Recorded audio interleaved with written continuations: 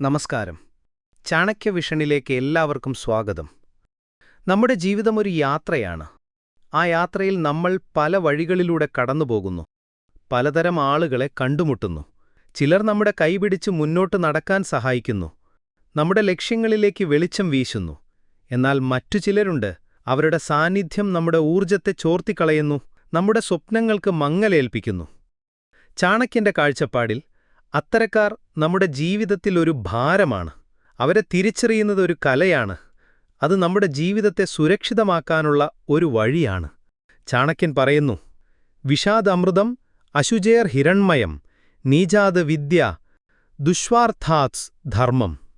അതായത്, വിഷത്തിൽ നിന്ന് അമൃതം, അശുദ്ധമായതിൽ നിന്ന് സ്വർണം, നീചനിൽ നിന്ന് വിദ്യ, ദുഷ്ടതയിൽ നിന്ന് ധർമ്മം എന്നിവ സ്വീകരിക്കാം. ഈ വാക്കുകൾക്ക് വലിയ ആഴമുണ്ട്.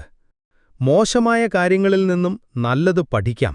എന്നാൽ അതിനേക്കാൾ പ്രധാനമാണ് മോശം ആളുകളിൽ നിന്ന് നാം അകന്നു നിൽക്കേണ്ടതിന്റെ ആവശ്യകത. ഇന്ന് നമ്മൾ ചാണക്യന്റെ വാക്കുകളിലൂടെ നമ്മുടെ ജീവിതത്തിൽ നിന്ന് അകറ്റി നിർത്തേണ്ട നിലവാരം കുറഞ്ഞ ആളുകളുടെ 11 ലക്ഷണങ്ങളെക്കുറിച്ച് ആഴത്തിൽ മനസ്സിലാക്കാൻ ശ്രമിക്കുന്നു. 1. അഹങ്കാരവും പരിഹാസവും. നിലവാരം കുറഞ്ഞ ആളുകളുടെ മുഖമുദ്ര അവരുടെ അഹങ്കാരമാണ്. അവർ മറ്റുള്ളവരുടെ നേട്ടങ്ങളെ അംഗീകരിക്കാൻ വിസമ്മതിക്കുകയും അവരെ താഴ്ത്തിക്കെട്ടാനും പരിഹസിക്കാനും ശ്രമിക്കും. താനാണ് എല്ലാത്തിലും മികച്ചവനെന്ന ചിന്ത അവരെ ഭരിക്കുന്നു. ഇതിനെക്കുറിച്ച് ചാണക്യൻ ഇപ്രകാരം പറയുന്നു: ഒരു സാധാരണക്കാരൻ എല്ലാത്തിനും മുകളിലാണ് താൻ എന്ന് കരുതുന്നു. എന്നാൽ യഥാർത്ഥ ബുദ്ധിമാൻ അറിവ് നേടുന്നതിൽ ശ്രദ്ധ കേന്ദ്രീകരിക്കുന്നു. ഈ അഹങ്കാരം അവരുടെ ഉള്ളിലെ അരക്ഷിതത്വത്തിൽ നിന്ന് വരുന്നതാണ്. അവർ തങ്ങളുടെ പോരായ്മകളെ അംഗീകരിക്കാൻ ഭയപ്പെടുന്നു. അതിനെ മറയ്ക്കാൻ അവർ മറ്റുള്ളവരുടെ നേട്ടങ്ങളെ താഴ്ത്തിക്കെട്ടുന്നു. ഒരു കൂട്ടായ ചർച്ചയിൽ ഒരാശയം മുന്നോട്ട് വച്ചാൽ പോലും അതിനെ തള്ളിക്കളഞ്ഞ് സ്വന്തം അഭിപ്രായം മാത്രം ശരിയാണെന്ന് വാദിക്കും. ഇത്തരക്കാർക്ക് യഥാർത്ഥത്തിൽ പഠിക്കാനോ വളരാനോ കഴിയില്ല. അജ്ഞാനം ദുഷണം യേഷാം സ്വയം വിദ്വാൻ മനസ്സ. തങ്ങളെത്തന്നെ ബുദ്ധിമാന്മാരായി കണക്കാക്കുന്നവർക്ക് സ്വന്തം അജ്ഞതയാണ് ഏറ്റവും വലിയ ദോഷം. ഉദാഹരണത്തിന്, നിങ്ങളൊരു പുതിയ ആശയം അവതരിപ്പിക്കുമ്പോൾ ഒരാൾ പറയും, ഇതൊക്കെ എനിക്ക് എപ്പോഴേ അറിയാവുന്ന കാര്യമാണ്, ഇതിലൊന്നും ഒരു പുതുമയുമില്ല എന്ന് പറഞ്ഞ് നിങ്ങളെ നിരുത്സാഹപ്പെടുത്താൻ ശ്രമിക്കും. ഇതാണ് അഹങ്കാരത്തിന്റെ ഉത്തമ ഉദാഹരണം. വിഡ്ഢിയായ ഒരാളെ ഉപദേശിക്കുന്നത് പാഴ്വേലയാണ്. കാരണം വിഡ്ഢിത്വം അവരുടെ ജന്മസ്വഭാവമാണ്. നിങ്ങളൊരു പുതിയ കാര്യം പഠിക്കാൻ ശ്രമിക്കുമ്പോൾ ഒരാൾ പറയും, ഇതൊക്കെ വെറുതെയാണ്, ഇതിലൊരു കാര്യവുമില്ല എന്നൊക്കെ. അത്തരക്കാരുടെ വാക്കുകളിൽ വീഴാതെ നിങ്ങളുടെ വഴിയിൽ മുന്നോട്ടു പോകുക. 2. നന്ദിയില്ലായ്മ.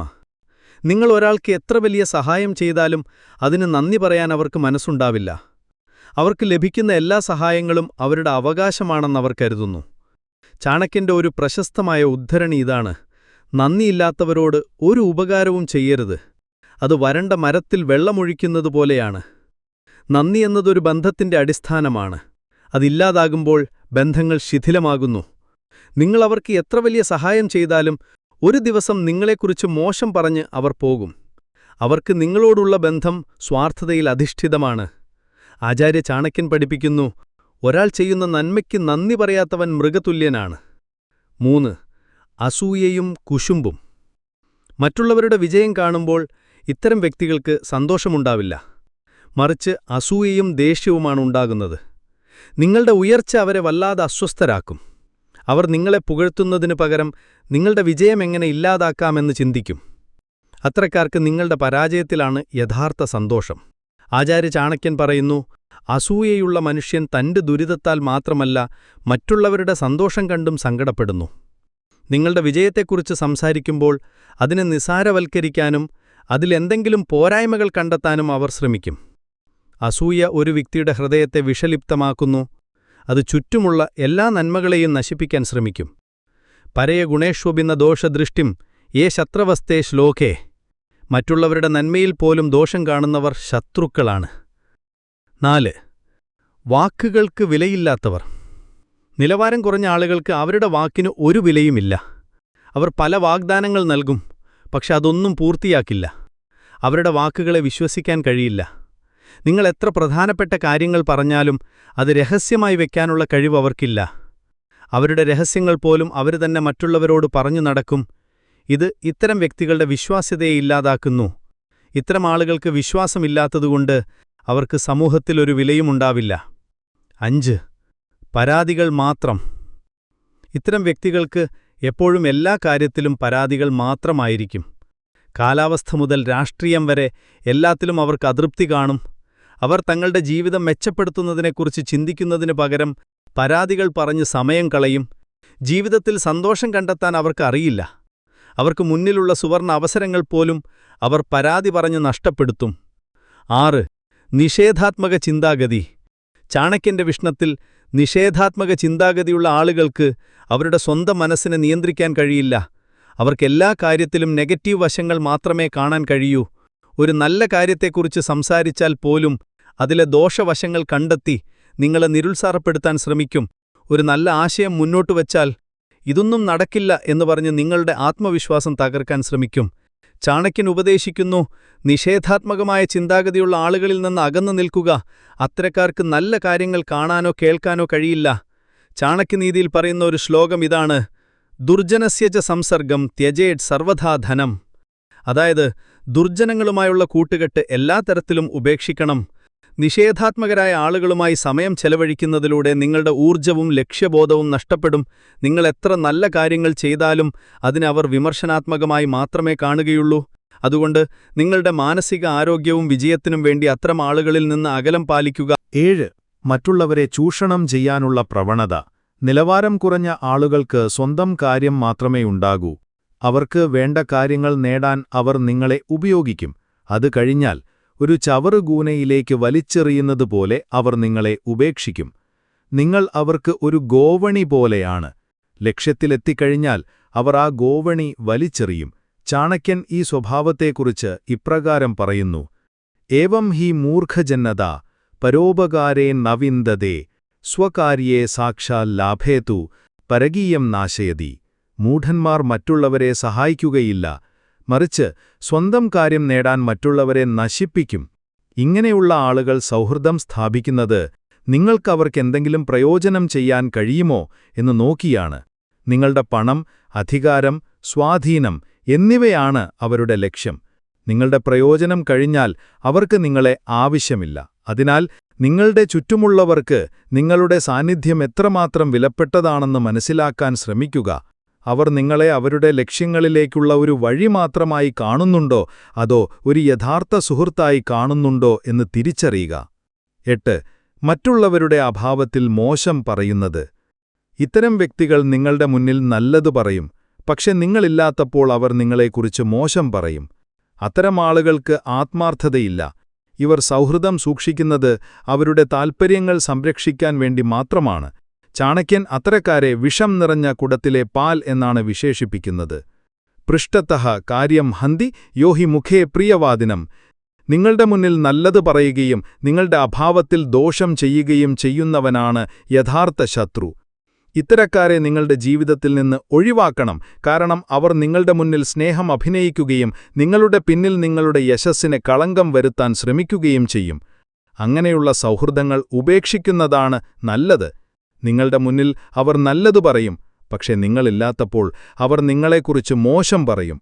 അത്തരം ആളുകൾക്ക് ആത്മാർത്ഥതയില്ല. ഇവർ സൗഹൃദം സൂക്ഷിക്കുന്നത് അവരുടെ താൽപ്പര്യങ്ങൾ സംരക്ഷിക്കാൻ വേണ്ടി മാത്രമാണ്. 9. സ്വന്തം തെറ്റുകൾ അംഗീകരിക്കില്ല. ഇത്തരം വ്യക്തികൾ ഒരു തെറ്റ് ചെയ്താൽ അതൊരിക്കലും അംഗീകരിക്കില്ല. മറ്റുള്ളവരെ കുറ്റപ്പെടുത്താൻ അവർ എപ്പോഴും തയ്യാറായിരിക്കും. താൻ ചെയ്ത ഒരു തെറ്റിനും അവർക്ക് ഉത്തരവാദിത്തമില്ല. ചാണക്യൻ ഇപ്രകാരം പറയുന്നു: യഹ് സ്വദോഷം ന മന്യതേ സ പരോപദേശം ന ശൃണോതി. അതായത്, സ്വന്തം തെറ്റ് അംഗീകരിക്കാത്തവൻ മറ്റുള്ളവരുടെ ഉപദേശവും കേൾക്കില്ല. തെറ്റംഗീകരിക്കാൻ തയ്യാറല്ലാത്തവർക്ക് ഒരിക്കലും സ്വയം മെച്ചപ്പെടാൻ കഴിയില്ല. അഹങ്കാരവും ഈഗോയും അവരെ സത്യത്തിൽ നിന്ന് അകറ്റുന്നു. ഒരു തെറ്റ് ചെയ്യുമ്പോൾ അത് അംഗീകരിച്ച് മുന്നോട്ടു പോകുന്നതാണ് യഥാർത്ഥ വിവേകമുള്ളവരുടെ ലക്ഷണം. അല്ലാത്തവർ സ്വന്തം പരാജയങ്ങൾക്ക് മറ്റുള്ളവരെ പഴിച്ചുകൊണ്ട് ജീവിതം പാഴാക്കും. 10. വ്യാജമായ സ്നേഹം. നിലവാരം കുറഞ്ഞ വ്യക്തികൾക്ക് നിങ്ങളുടെ പണത്തോടോ സ്ഥാനത്തോടോ ആയിരിക്കും സ്നേഹം. നിങ്ങളോടുള്ള സ്നേഹം യഥാർത്ഥമല്ല. അവർക്കവരുടെ കാര്യങ്ങൾ മാത്രം മതി. നിങ്ങളുടെ കയ്യിൽ നിന്ന് നേട്ടങ്ങൾ ഉണ്ടാകില്ലെന്ന് കണ്ടാൽ അവർ നിങ്ങളെ ഉപേക്ഷിക്കും. യസ്മിൻ ലാഭേ ന പ്രീതി തസ്മിൻ ബന്ധുത്വമപി ന ഭവിതി. ചുരുക്കി പറഞ്ഞാൽ ലാഭമില്ലെങ്കിൽ സൗഹൃദവുമില്ല. ഇത്തരക്കാർ യഥാർത്ഥ സ്നേഹത്തെക്കുറിച്ചോ ബന്ധങ്ങളെക്കുറിച്ചോ ചിന്തിക്കാത്തവരാണ്. അവർക്ക് വേണ്ടത് അവരുടെ നേട്ടങ്ങൾ മാത്രമാണ്. നിങ്ങളുടെ സാമ്പത്തികം നിലയോ സമൂഹത്തിലെ സ്ഥാനമോ കുറഞ്ഞാൽ അവർ നിങ്ങളെ വിട്ടുപോകും. അതുകൊണ്ട് നിങ്ങളെ ആത്മാർത്ഥമായി സ്നേഹിക്കുന്നവരെ തിരിച്ചറിയുക. 11. സമയം പാഴാക്കുന്നവർ. ഇവർ തങ്ങളുടെ സമയം പാഴാക്കുന്നതുപോലെ തന്നെ മറ്റുള്ളവരുടെ സമയവും പാഴാക്കും. അനാവശ്യ കാര്യങ്ങൾ സംസാരിച്ചും ദുരുപദേശം നൽകിയും നിങ്ങളുടെ വിലയേറിയ സമയം ഇവർ അപഹരിക്കും. നിങ്ങൾ ജീവിതത്തിൽ ലക്ഷ്യബോധമുള്ള ഒരു വ്യക്തിയാണെങ്കിൽ ഇത്തരക്കാരെ തിരിച്ചറിഞ്ഞ് അവരിൽ നിന്ന് അകന്നു നിൽക്കണം. ആചാര്യ ചാണക്യൻ ഇപ്രകാരം പറയുന്നു: മൂർഖേണ സഹ വാദോ ഹി ന ബുദ്ധിയെ ശോഭനഃ. മൂഢന്മാരുമായുള്ള വാഗ്വാദം ബുദ്ധിമാന്മാർക്ക് ഒരിക്കലും നല്ലതല്ല. നമ്മുടെ സമയം വളരെ വിലപ്പെട്ടതാണ്. അത് പാഴാക്കാൻ ആരെയും അനുവദിക്കരുത്. നിങ്ങളുടെ ലക്ഷ്യങ്ങൾ, സ്വപ്നങ്ങൾ എന്നിവയിൽ ശ്രദ്ധിക്കുക. നിങ്ങൾക്ക് പ്രചോദനം നൽകുന്നവരുമായി മാത്രം സമയം ചിലവഴിക്കുക. പ്രിയ സുഹൃത്തുക്കളെ, ഈ 11 ലക്ഷണങ്ങൾ തിരിച്ചറിയുന്നതിലൂടെ നമുക്ക് നമ്മുടെ ജീവിതത്തിൽ നിന്ന് നിലവാരം കുറഞ്ഞ ആളുകളെ അകറ്റാൻ സാധിക്കും. നമ്മുടെ ജീവിതം വളരെ ചെറുതാണ്. അതിൽ സന്തോഷവും സമാധാനവും നിറയ്ക്കാൻ നമുക്ക് ഓരോരുത്തർക്കും ഉത്തരവാദിത്തമുണ്ട്. നല്ല സുഹൃത്തുക്കളെ തെരഞ്ഞെടുക്കുക, നല്ല ആളുകളോട് സഹവസിക്കുക. കാരണം നിങ്ങൾ ആരുടെ കൂടെയാണോ സമയം ചെലവഴിക്കുന്നത് അതായിരിക്കും നിങ്ങളുടെ ഭാവിയെ നിർണയിക്കുന്നത്. വിദ്യാദദാതി വിനയം വിനയാദിയാദി പാത്രതാം. വിദ്യ വിനയം നൽകുന്നു, വിനയത്തിൽ നിന്ന് യോഗ്യത ലഭിക്കുന്നു. ഇത് സൂചിപ്പിക്കുന്നത് അറിവുള്ള ഒരു വ്യക്തിക്ക് എപ്പോഴും വിനയമുണ്ടായിരിക്കും. ഈ വിനയം അവനെ ജീവിതത്തിൽ ഉന്നതിയിലെത്തിക്കുന്നു. അതുപോലെ ഒരു നല്ല വ്യക്തിക്ക് വിനയം, സ്നേഹം, ആത്മാർത്ഥത എന്നിവയുണ്ടാകും. ഇതാണ് നമ്മുടെ യഥാർത്ഥ സമ്പത്ത്. നന്ദി, നമസ്കാരം.